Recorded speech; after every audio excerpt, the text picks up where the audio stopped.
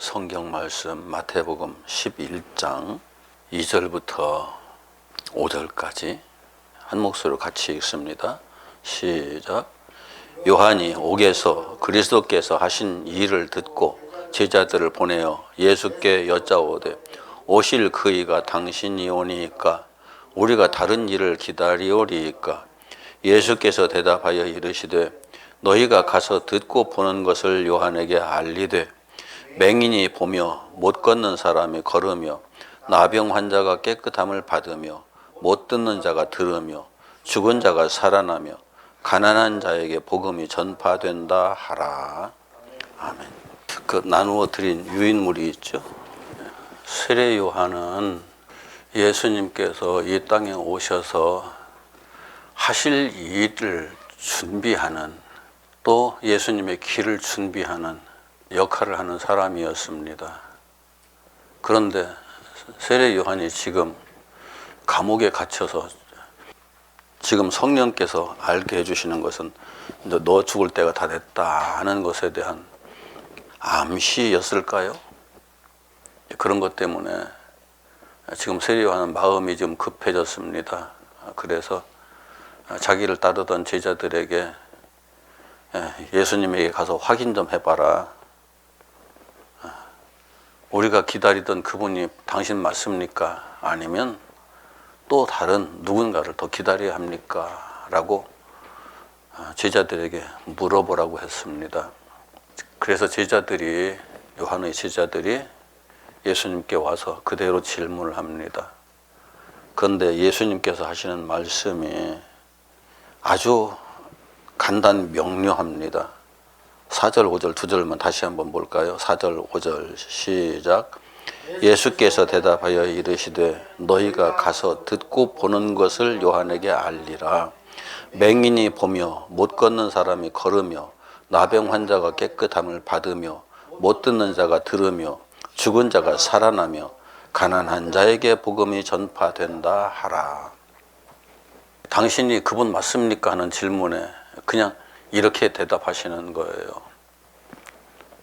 요한은 충분히 알아들을 수 있는 얘기라고 주님께서는 생각하셨고, 요한은 이 말씀을 듣고 나서는 안심하고 자기의 죽음을 준비할 수 있는 사람이 되거든요.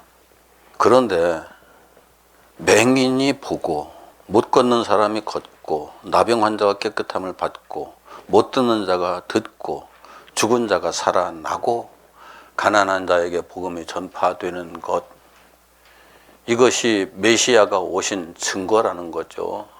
예수님께서 메시아라는 사실을 증거해 주는 거라는 이야기죠.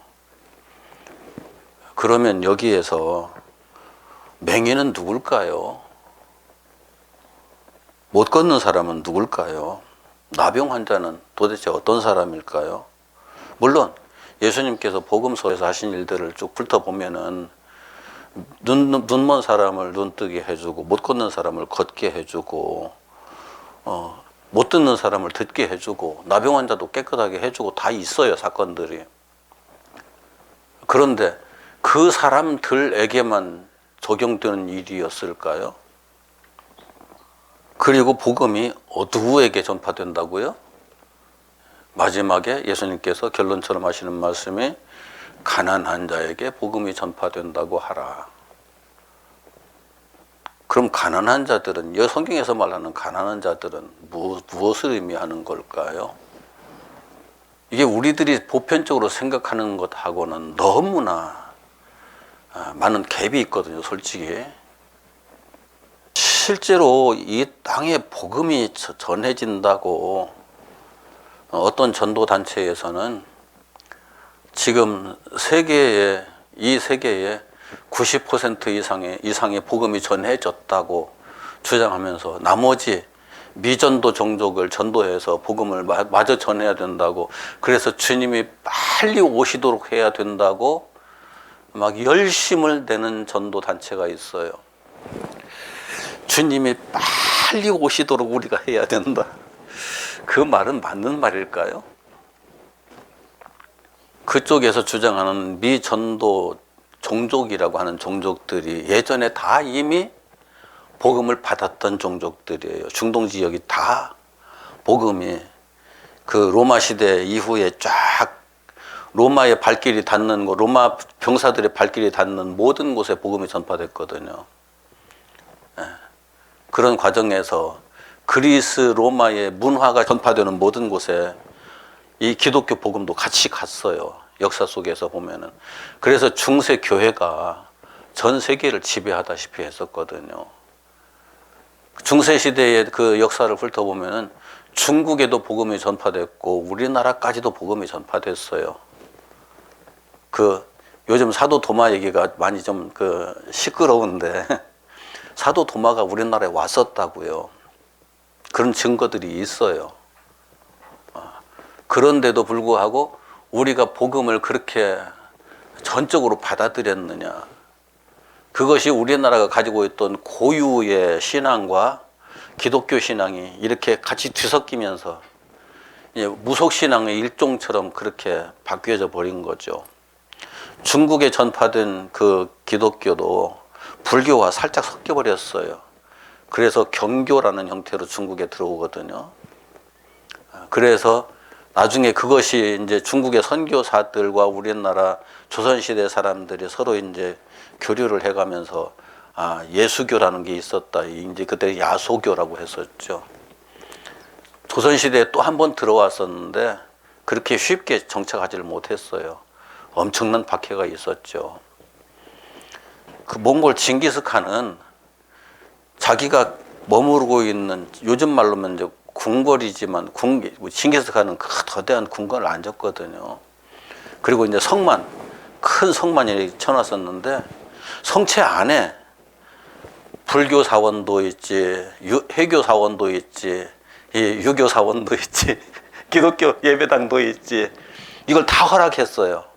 다 허락해놓고 가끔가다 한 번씩 불러가지고 그 종교의 지도자들 불러가지고 같이 토론을 하게 했어요. 그러면서 이제 몽골의 황제가 그렇게 하니까 국민들도 그런 것들에 대해 굉장히 관용적이었었거든요. 그래서 기독교가 정착할 수 있는 기회가 있었어요. 그런데 그 몽골이 그 기독교가 정착할 수 있는 기회를 그 인간의 인본주의적인 생각 때문에, 인간이 중심이라는 그 생각 때문에 오직 하나님이 중심이다라고 하는 이 기독교 정신을 받아들이기가 참 힘들었죠. 그런데 한번 생각해 보세요. 우리들이 나는 없어지고 예수만 계셔야 한다. 나는 없다, 예수뿐이다 라고 하는 것을 우리가 받아들이기 쉽겠어요? 세상 사람들이? 하나님을 인정하지 않는 사람들은 그거 쉽지 않아요. 하나님은 내가 필요할 때 편리하게 나를 도와주는 존재일 뿐이지, 나를 도와주는 그 신적 존재일 뿐이지, 나를 대신해서 나의 자리에 대신 그 자리에 앉으셔서 나를 지배하고 전적으로 나의 주인이 되어서 나를 다스리는 자, 그렇게 받아들이기는 쉽지 않았던 거죠. 왜 그런가 하면은 인간은 누구나 자기가 제일이거든요. 자기가 사라져버리면은, 나라는 존재가 사라져버리면 우리는 정신적으로 공황에 빠져요. 이제 나라는 존재를 바울이 말했던 것처럼 그리스도와 함께 십자가에 못 박아야 하는 그 과정까지 가려면은 나라는 존재가 어떤 존재인가를 명확하게 깨달아야 되는데, 이런 깨달음은 자기 존재에 대해서 깊이 들여다보면서 하나님께 의존하고 성령께 맡겨가지 않으면은 일어나지 않거든요. 왜요? 정신적 공황에 빠져가지고 결국은 자살을 해버리든지 하는 일들이 발생하기 때문에 하나님께서 그 부분에 대해서 우리들이 스스로 목숨을 끊는 어리석은 일이 발생하지 않도록 하기 위해서 존재를 먼저 그냥 냉철하게 존재의 내면 깊숙이 들여다보게 하시고, 이래서 내가 부인되어야 하는 거구나, 부정되어야 하는 거구나 깨닫게 하시고, 그 자리에 주님이 오셔서 나의 자리에 주님이 계시는데 그 주님이 내가 되는 거죠. 이전의 내가 아닌 전혀 다른 존재로서의 내가 되는 그 역사를 이루어 가시는데 그게 쉽지 않은 거예요. 그래서 기독교가 전파되는 게 참 어려워요. 솔직히 어려워요. 기독교뿐만이 아니라 불교도 굉장히 우리나라까지 전파되는 과정에서 굉장히 어려움을 겪었어요. 왜 그런가 하면은 불교가 가지고 있는 사상의 두 축이 있어요. 그 사상의 두 축이 하나는 공이라는 축이에요. 공. 모든 것은 원래 아무것도 없던 것인데 무엇인가 생기기 시작해서 우리가 있다고 우리가 믿는 것이다. 그런데 그건 원래부터 없었던 거야. 그리고 우리는 죽으면은 다시 없었던 것으로 돌아가는 거야. 그래서 공에서 와서 공으로 가는 것일 뿐이지 무엇이 있다고 생각하는 것은 우리들이 있다고 생각하기 때문에 그렇게 생각하는 그것 때문에 우리가 있다고 우리가 느끼는 것이다. 내가 생각하기 때문에 내가 존재한다. 이것이 일체유심조라는 말로 또 하나의 사상으로 자리를 잡게 되죠. 공사상과 일체유심조 사상. 그런데 일반 우리 그 일상생활을 하는 서민들이 뭐 지금은 우리들이 다 대한민국에 초등학교 안 나온 사람 없겠죠. 중학교 안 나온 사람도 없을 거예요. 아니 나이 많은 사람들은 있다. 80 이상 된 노인네들은 가끔 보면 그 있어요. 그런데 요즘 젊은이들은 기본적인 공부는 다 했어요. 그럼에도 불구하고 일상생활을 살아가는 과정에서 자기 존재에 대해서 깊이 생각하는 사람들 별로 만나본 적 있어요? 자기 존재, 나는 무엇일까 하는 것에 대해서? 나는 무엇일까에 대해서 생각하는 사람 많지 않아요. 공부는 무엇 때문에 하느냐면은 내가 장차 성인이 돼서 가정을 꾸리고 그 가정을 안정적인 삶을 꾸려가기 위해서 그 경제적인 안정을 찾고 여러 부분에서 안정을 찾기 위한 수단으로 공부를 할 뿐이지 나라는 존재를 발견하기 위한 방편으로 공부를 하는 사람이 거의 없어요. 철학자들도 그리 많지 않아요. 그렇게 공부하는 사람들은. 그런데 신라시대에 우리나라에 불교가 맨 처음 들어왔는데 이게 공과 일체 유심도를 가르치려고 하니까 사람들이 이해를 할 수 있어야죠. 차원이 워낙 생각하는 차원이 높다 보니까. 그래서 신라시대에 우리나라에 불교를 이렇게 전하고자 했던 중이 갑자기 그 중 이름이 생각이 안 나는데 그 중이 이걸 좀 단순화해야 되겠다 해서 일체유심조 공 그런 거 말고 그냥 누구든지 나무아미타불 말 열심히 외우면은 나중에 소원 성취하고 신과 같은 존재가 된다라고 가르쳤어요. 쉽죠? 불교가 굉장히 쉬워져서 버렸어요. 그래가지고 불교는 우리의 소원을 성취해 주는 그런 신을 섬기는 종교구나라고 이제 바뀌어버린 거죠. 그러면서 신라의 불교가 호국 불교가 된 거예요. 우리를 지켜주는 불교, 내 나라를 지켜주는 불교. 그러면은 당나라의 불교는 당나라를 지켜주는 불교가 되고 신라는 신라를 지켜주는 불교가 되겠죠. 이 사람들이 서로 부딪히면은 어떤 상황이 발생할까요? 서로 나무함의 답을 우리를 지켜주십시오. 부처가 누구 손을 들어줘야 될까요? 이게 인본주의 중심, 인간을 중심으로 하는 모든 사고방식 속에서 나타나는 현상들이에요. 지금 한국 기독교가 재미있는 게 국수주의 사상과 이렇게 같이 얽혀가지고 열심히 하나님께 기도하면 우리나라를 하나님께서 잘 번영하게 해주시고 우리나라가 잘 먹고 잘 사는 세계에서 제일 가는 나라가 될 것이다 하고 막 강조하는 분들이 있어요. 그러면은 우리나라 이외의 다른 나라의 기독교인들은 어떻게 기도를 할까요? 말이 안 되잖아요.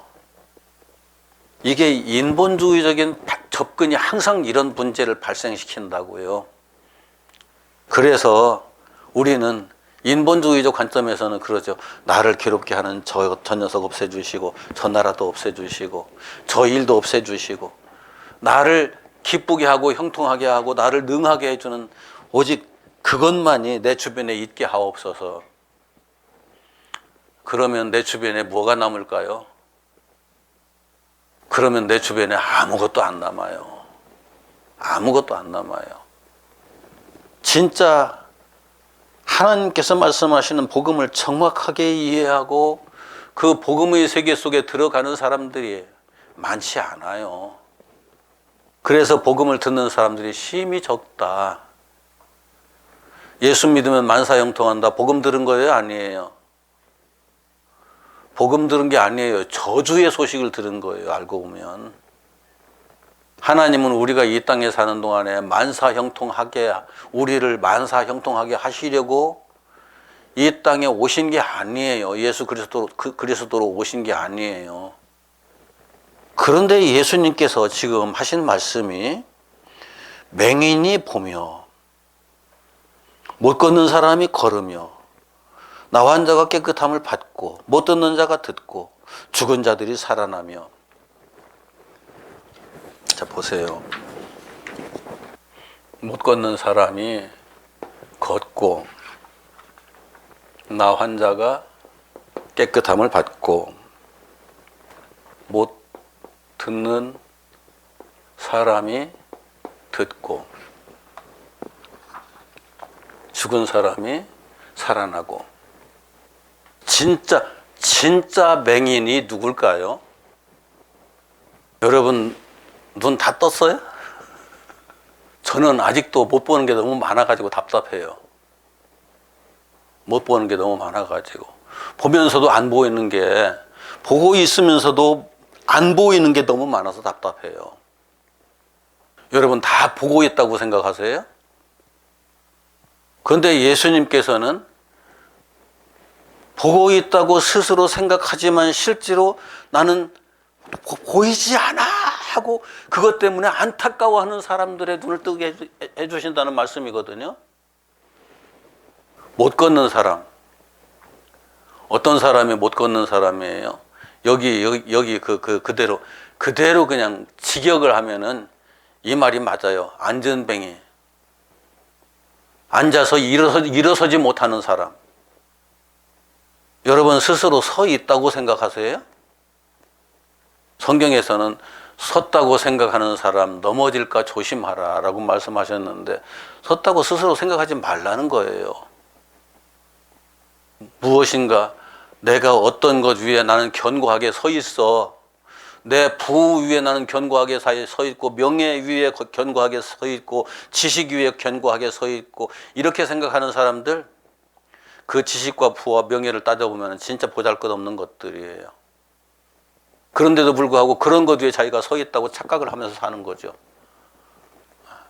우리는 내 스스로 내가 하고 싶은 것, 내가 가고 싶은 곳을 마음대로 갈 수도 없어요. 내가 하고 싶은 것을 마음대로 할 수도 없는 사람들이에요. 알고 보면 다. 그 한계성을 다 가지고 있어요. 그러면서도 앉아서 일어서지 못하는 사람, 그 사람은 문제 있고 나는 문제 없는 사람처럼 착각해요. 아니잖아요. 나병 환자, 온몸이 썩어 들어가는 사람이 나병 환자죠. 우리들은 지금 썩는다. 다른 말로 하면 산화 된다는 얘기거든요.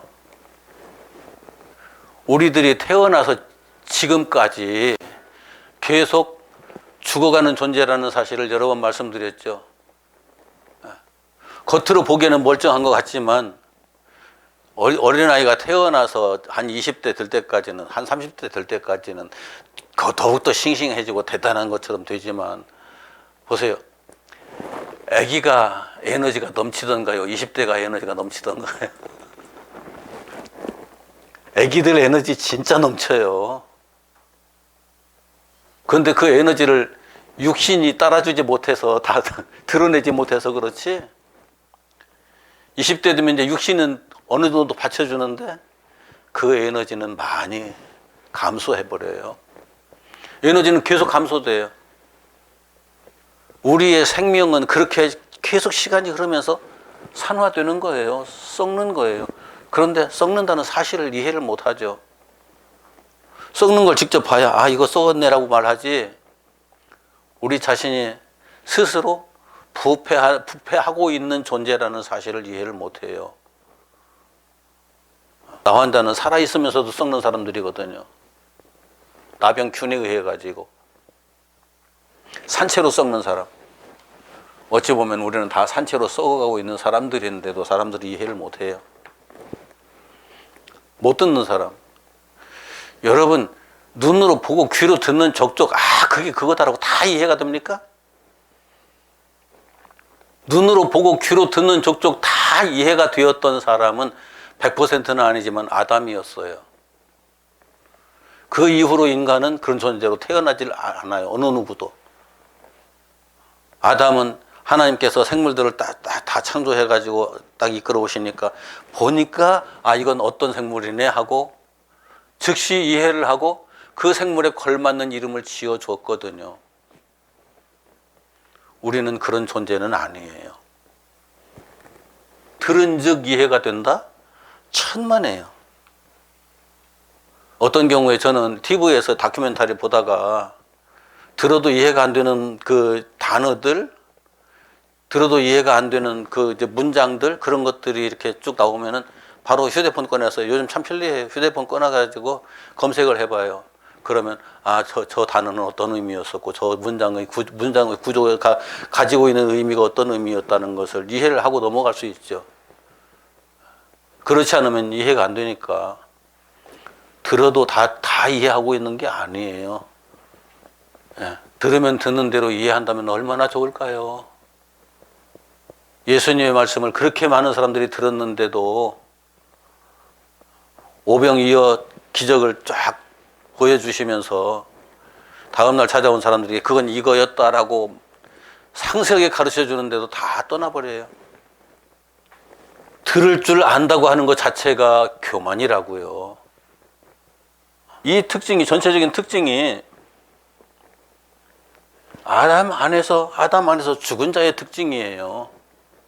아담 안에서 우리 모두가 다 죽었기 때문에, 죽어 있는 존재이기 때문에 죽은 자의 특징이에요. 제가 그 전에 요한복음 설교를 해가면서 나사로는 죽어서 무덤에 들어갔는데 예수님께서 나사로를 일부러 죽을 때까지 기다렸다가 찾아오셨거든요. 나사로의 무덤 앞에 서 있는 예수님께서 주변 사람들을 보니까 무덤 주변에 찾아와서 이제 예수님 주변에 쫙 둘러서 있는 사람들 보니까 그 사람들이 너무너무 불쌍한 거예요. 왜요? 나사로는 지금 나와라 하면 바로 걸어 나오겠는데 예수님 주변에 둘러서 서 있는 이 사람들은 너희들 죽었어. 그 죽음에서 빨리 나와라고 말하면 알아들을까요? 자기들이 죽었다고 생각을 안 하는데 예수님께서 하시는 말씀을 이해할 수가 없죠, 당연히.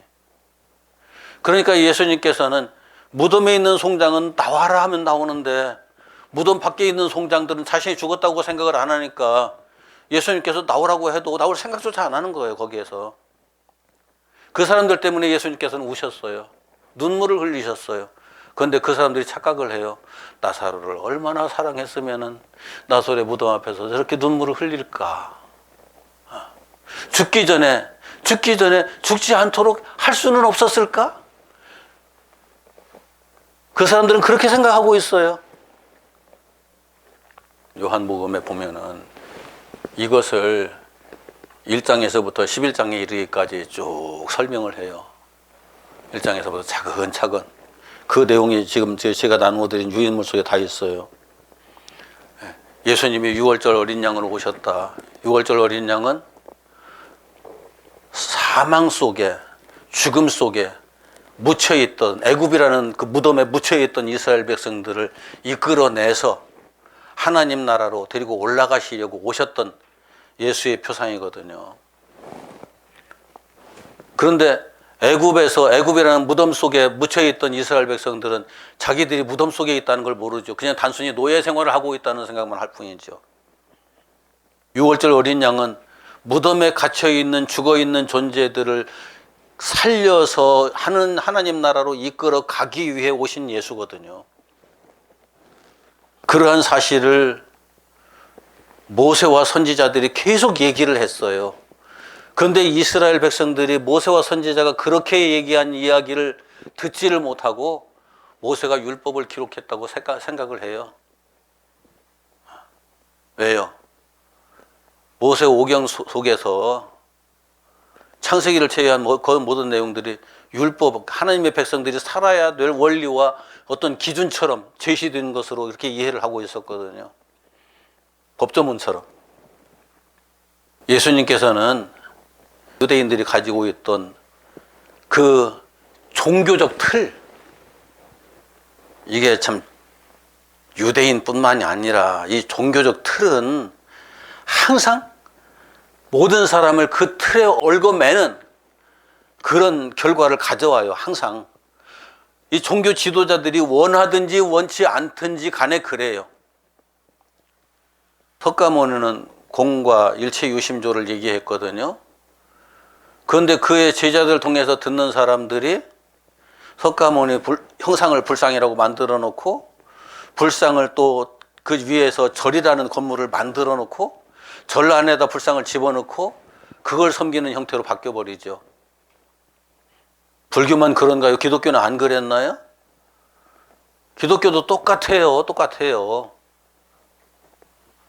그래서 형식 위주로 뭐든지 그냥 가고 말아요.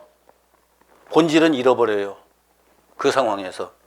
하나님께서 구원의 본질을 이스라엘 백성들에게 적용시키시려고 성막을 지켜야 하시고 성막 중심의 생활을 하게 하셨거든요. 이스라엘 백성들이 40년 광야를 지나면서 그 성막을 통해서 날마다 자기가 그 희생제물과 함께 죽고 또 살고 또 살고 거듭나는 40년 광야길을 지났는데 그 이후의 역사 속에서 성막 자체가 중요해져 버려요. 성막을 보존하는데 급급해요. 하나님의 성막을 통해서 구원하시고자 했던 그 하나님의 언약의 말씀들이 율법 조문처럼 또 보여지기 시작해요. 그래서 율법 조문을 지키는 게 중요해지고 성막을 보존하는 게 중요해지고 이런 상황으로 흘러갔죠. 예수님께서 오셔서 그 모든 것을 오직 예수라고 말씀하셨잖아요. 사도들이 또 오직 예수라고 말씀하셨잖아요. 전부 다 예수일 뿐이야 라고 얘기했는데 우리는 예수 이외에 다른 것들에 대한 관심이 너무 많아요. 지금 형식화된 종교가 예수가 오심으로써 그 기능을 회복하고 유대인들이 소망은 로마의 압제에서 빨리 벗어나고 옛날에 다윗 왕국처럼 그때 당시로 보면 전 세계를 호령하는 그런 유대인의 나라가 되기를 원했었거든요. 다윗 왕국이 그랬던 것처럼. 그런데 예수님은 그게 아니고 우리가 다 깨어지고 하나님 나라로 가야 되는 거야 라는 것에 대한 말씀을 하시는데도 이스라엘 백성들은 알아듣지 못해요. 전혀 이해를 못해요. 자신이 삶 속에서 일어나는 모든 행위들을 자기 스스로 다 해결하고자 몸부림쳤던 그 사람들에게 예수님께서는 너희가 하는 것 아니야, 하나님께서 하시는 거야 라고 가르치시지만 그 사람들은 끝끝내 우리가 해야 된다는 생각에서 벗어나지 못하죠. 예수님은 사람들이 영이 줄이고 목마른 상태에 있다는 것을 아시고 너희들이 영이 굶주리고 있어, 너희들이 영이 목마른 상태에 있는 거야 라고 말씀하시지만 사람들은 영이 줄이고 목마른 것이 아니라 육이 줄이고 목마른 것이 더 중요하죠. 육신이. 왜요? 이거 배고픈 것은 못 견디거든요. 영이 배고픈 것은 이해를 못하니까, 그 느낌 자체를 모르니까. 이런 내용들을 쫙 진행되다가 나중에 그 모든 사람들이 다 죽어있는 존재야 라고 말씀하시는 것이 11장에 가서 나사로의 사건이에요. 죽은 자. 그런데 그 아래에 가난한 자가 나와요. 가난한 자에게 복음이 전파된다 하라. 이건 죽은 자의 상징들이에요. 전부 다. 그런데 그 뒤에 가난한 자가 왜 나올까요? 죽은 자면 충분한데. 가난하다. 가난하다는 게 뭐예요? 가진 거 없다잖아요. 가진 거 없는 자. 그런데 우리는 가진 게 없다는 것을 물리적인 관점에서 항상 이해를 하니까 물리적인 어떤 것들을 갖기 위해서 몸부림치거든요. 정신적인 어떤 것. 지금 그 인도 사회에 계층 구조가 지금 무너지고 있어요. 이전까지는 브라만 계층이 왕 위에 있었거든요. 예. 브라만은 사제들이 신과 소통하는 사람들이에요. 제일 위에 있었어요. 그 사람들은 온갖 부귀 영화를 다 누리면서 살아요. 그리고 그 밑에 이제 왕 등등등등 밑으로 쫙 내려가는 거죠. 천민 출신은 신분이 상승할 기회가 주어지질 않아요. 천민 중에 불가촉 천민이라는 게 있어요. 가서 스치기만 해도 내가 더러워지는 천민이 있어요. 그 사람이 더러워서 그런 게 아니라 그 신분이 그래서 그래요. 그런데 재미있는 일이 발생했어요. 인도에 우리나라 같으면 카이스트 같은 대학교가 7개인가 8개인가 이렇게 전국에 흩어져 있어요. 그 학교에서 가르치는 게 뭘 가르치느냐면은 엔지니어가 되기 위한 그 교육을 시켜요. 기술자가 되기 위한. 그런데 거기에 맨 처음 거기에서 출범해가지고 거기에서 이 전자기술, 전기기술 이런 분야에서 그 기술을 습득한 사람들이 지금 미국에서 제일 가는 그 업체들 다 CEO가 좀 돼 있어요. 인도 사람들이에요, 전부 다. 그러니까 그 사람들이 브라만이 하나도 안 부러워요. 왜요? 누구보다 잘 먹고 잘 살거든요. 왕보다 잘 먹고 잘 살아요. 그런 사람들을 통해서 우리도 배우면 된다. 인도에 지금 그 바람이 엄청나게 불고 있거든요. 그래서 엔지니어가 되기 위해서 아무리 못 사는 사람이라고 해도 불가촉 천민이라고 해도 내 자식은 거기에 보내가지고 저 큰 소리 떵떵 치던 사람들 코를 납작하게 만들고 우리도 잘 살 거야. 이게 엄청난 거잖아요. 인도 사회는 그렇게 신분 상승에 엄청난 지금 변화가 지금 일어나고 있는 거예요. 브라만이라고 그냥 아무 노력도 안 하고 자기 신분만 가지고 떵떵거리고 살던 사람들이 어느 순간 자기는 아무것도 할 수 없는 사람이 돼가지고 저 나락으로 떨어져가지고 거지처럼 살고 있는 사람이 수두룩해요. 그래도 자기는 나는 브라만 출신이야 해가면서 에헤 먹고 있지만 그 무슨 의미가 있어요? 가난한 자라는 건 아무것도 소유하지 못한 자. 그런데 진짜 아무것도 소유하지 못한 사람이 뭘까요? 모든 걸 잃어버린 자. 하나님의 형상을 잃어버린 자. 하나님의 능력, 권세, 지혜, 지식 모든 걸 다 잃어버린 자. 죽어있는 자에 대한 또 다른 표현이에요. 알고 보면.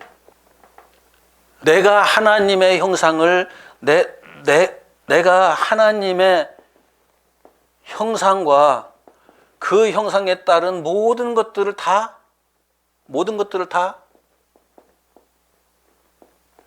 잃은 존재라는 사실을 깨달은 자에게 복음이 전파된다고 해라. 제가 참 이게 그 신학교에서 가르쳐 가면서 또는 목사님들을 상대로 이렇게 공부를 해가면서 가르쳐 가면서 제일 힘든 사람들이 어떤 사람들이었느냐면은 내가 뭘 많이 안다고 생각하는 사람들이에요. 내가 뭘 많이 안다고 생각하는 사람들은 배우려고 안 해요. 자기보다 탁월한 어떤 타이틀을 가진 사람들이 말을 해야 그 사람들의 귀가 열려요. 박사라는 타이틀을 가진 사람들은 같은 박사라는 타이틀을 가졌어도 무언가 자기보다 더 탁월한 학교를 졸업했고 탁월한 어떤 논문을 발표를 했고 그런 것들에 등등등 그렇게 돼야 비로소 그 사람들의 말에 귀를 조금 기울이지 그렇지 않으면 귀를 기울일 생각을 안 해요. 가진 사람에게는 절대 그래서 하나님의 진리의 말씀이 전파되는 게 불가능해요. 내가 똑똑하니까, 내가 잘났으니까. 그러면 이 우리가 복음 속으로 들어가려고 하면은, 우리가 복음 속으로 들어가려면은 우리가 어떤 존재가 되어야 할까? 되어야 한다는 말은 좀 맞는 말은 아니에요. 우리는 원래 그런 존재인데 그런 존재라는 사실을 모르고 살았으니까, 원래 애굽이라는 무덤 속에서 죽어 있는 존재들이었다는 사실을 이스라엘 백성들은 모르고 거기서 나는 살아있고 그냥 종살이를 하고 있어는 그 잘못된 생각, 아니 그냥 현상만을 보면서 그 생각 속에 빠져 있는, 거기에서 벗어나야만 되는데 거기에서 벗어나기가 쉽지 않았던 거죠. 그래서 하나님께서는 내가 너희들을 살려줄게 라고 하는 차원보다는 내가 너희들을 애굽의 그 종로로 사는 상황에서 벗어나게 해줄게 하는 방향으로 메시지를 던져서 메시지를 주시고 이스라엘 백성들을 이끌고 가시죠. 우리가 전도할 때도 그래요. 만나자마자 당신 죽었어, 당신 살아야 돼, 예수 믿으면 살아. 아무도 공감하는 사람 없어요. 그런데 당신 답답한 거 많지? 답답하잖아. 이런 답답한 상황 속에서 벗어나려면은 예수 믿어야 돼 라고 말하는 게 쉬워요.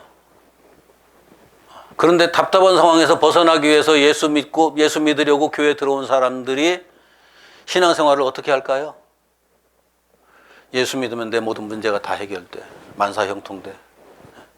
그래서 나는 행복한 사람이 될 수 있어. 거기에 묶여버린다고요. 거기에 묶이지 않기 위해서 이 모든 것은 죽음의 현상이야, 너는 죽어있는 사람이야 라는 것을 깨우쳐줘야죠. 교회에 몇십 년씩 다니는 사람도 이걸 깨우치지 못한 사람이 너무나 많아요. 너무나 많아요. 교회 직분들 있잖아요. 서리 집사, 안수 집사, 권사, 장로, 목사, 전도사. 목사, 전도사는 이걸 다 알고 자기가 죽은 자라는 사실을 하나님 앞에 날마다 고백해가면서 사는 사람일까요? 이건 성령께서 깨우쳐 주시지 않으면, 논리적으로는 빠삭하게 알고 있어도 나는 죽은 자입니다라고 고백하고 죽은 자의 자리에 자기 자신이 딱 내려앉는 것 자체가 정말 어려워요. 정말 어려워요. 하나의 예를 든다고 그러면은, 대개 교회에서 왜 목사님들과 장로님들과 갈등들이 한 번씩 발생하잖아요. 장로님들과 목사님들과의 그 갈등이 발생해가지고 목사님들이 장로를 공격하고, 그럼 장로님들이 목사님들을 공격할 때에 목사님이 진짜 죽은 사람이라면 어떻게 반응할까요? 나는 없습니다. 그렇습니다. 나는 죄인입니다. 내가 죄인입니다. 거기에서 무릎 꿇고 주님 앞에 엎드려서 나를 십자가에다 못 박도록 도와주십시오. 십자가에다 못 박는다는 건 뭐예요? 지금 내 속에서 이렇게 하고 있는 그것마저도 십자가에다 못 박아서 온전히 처리할 수 있도록 도와주십시오.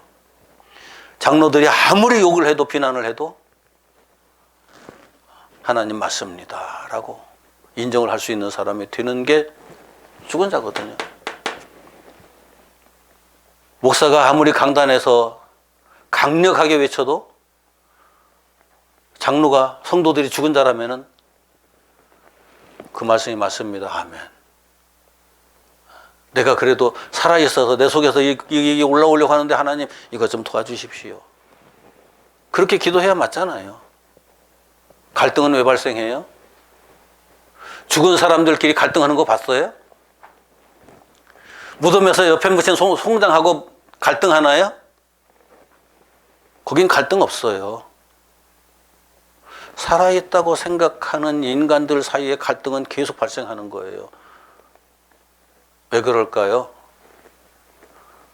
내가 죽었음을 확인시켜 주는 건 하나님께서 내가 이 땅에 살아가는 동안에 내가 죽어 있음을 확인시켜 주는 건 나에게 가장 가까운 사람들이에요. 그런데 나는 그 소리 들을 때마다 기분 나쁘거든요. 속에서 무언가 이렇게 올라오거든요. 그걸 참지를 못하고 팡 터뜨려 가지고 공격을 해버리거든요. 나는 여전히 살아있는 거예요. 예수님이 만약 그렇게 하셨다면은 이게 제사장의 뜰에서 심판을 받을 때, 판결을 받을 때 어떻게 반응하셨을까요?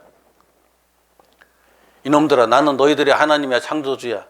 이것들이 해가면서 다 때려 죽였겠죠. 천사들 불러 내려와가지고 저것들 다 처리해. 그러셨겠죠. 그런데 예수님은 어떻게 하셨어요?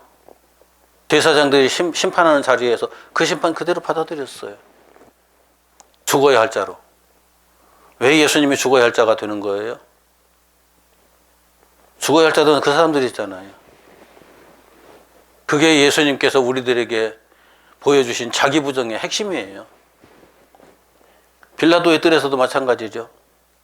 빌라도의 뜰에서도 스스로 왕이라고 했고 스스로 하나님이라고 한다. 빌라도는 이제 하나님이라는 그 개념 자체에 이제 스스로 왕이라고 한다. 우리의 진짜 왕은 가이사뿐이라고, 케사르뿐이라고. 저 예수라는 자는 자기를 스스로 왕이라고 참칭해가지고 우리의 진정한 왕인 가이사의 반역자가 되었다고 고발을 하는 거예요. 빌라도가 황제를 참칭하는 사람을 그냥 놔두면 될까요? 안 될까요? 같은 반역에 동참하는 사람이잖아요. 자기가 죽이고 싶지 않아도 어쩔 수 없이 그 세력에 밀려가지고 예수님을 십자가에다 못 박으라고 내줬던 거죠. 예수님이 능력이 없어서요? 12군단이 넘는 천사들을 내려오게 해서 그 모든 것들을 싹 쓸어버릴 수 있는 능력이 내게 없는 줄 아느냐고 베드로에게 말씀하셨어요. 천사가 12군단이라면 어마어마하죠. 그냥 쉽게 말하면 그래요. 근데 예수님 그렇게 안 하셨어요. 그냥 조용히 십자가로 가셨어요. 왜요? 우리와 같이 죽어야 되니까. 같이 죽어야 우리를 살릴 수 있으니까. 그렇게 가셨거든요. 이것을 정확하게 이해하는 것이 복음이고, 정확하게 알아듣는 것이 복음이고,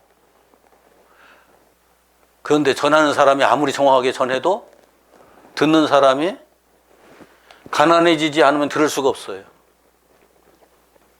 내가 아무것도 소유하지 못한 사람이야 라고 딱 접어놓고 들어야 들려요. 나는 뭘 알고 있는데 라고 가지고 있으면은 누가 말을 하면은 자꾸 이걸 얘기하고 싶어서 그거 제대로 안 들려와요. 내 귀에. 내가 알고 있는 것 자랑하고 싶어서, 얘기하고 싶어서, 자기를 드러내고 싶어서. 그래서 가난한 자에게 복음이 전파된다라고 말씀하셨던 거예요. 바울은 오직 믿음으로 살았는데 땅에서의 삶을 모두 마치기까지 스스로 자기가 죄인 중에 괴수다라고 항상 그렇게 인식하고 살았어요. 죄인 중에 괴수다. 어떤 면에서는 이 두 가지를 다 아우르고 있는 거예요. 나는 죽은 자이며 가난한 자다. 죽은 자이며 가난한 자인데 그 중에 제일 그렇다. 이런 사람에게 복음이 전파된다.